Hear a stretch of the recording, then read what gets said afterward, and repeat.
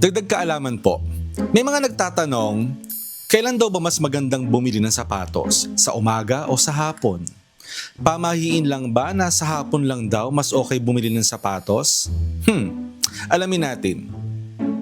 Hindi ito basta sabi-sabi lang, may scientific explanation talaga dito.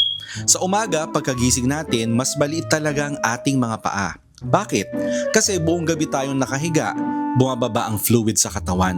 Habang tumatagal ang araw, naglalakad ka, nakatayo, gumagalaw, unti-unting namamaga ng kaunti ang paa. Ayon sa science, normal na lumalaki ng kaunti ang paa sa hapon o gabi dahil sa gravity at blood circulation. Kaya kapag sa umaga ka bumili ng sapatos, pwedeng sakto siya ngayon pero masikip na pagdating ng hapon.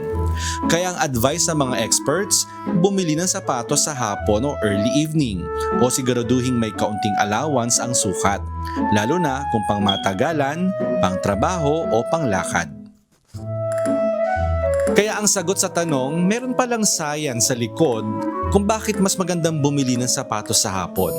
Kasi minsan, yung sinasabi nating sabi-sabi ng mga matatanda, meron palang paliwanag ang siyensya tungkol doon.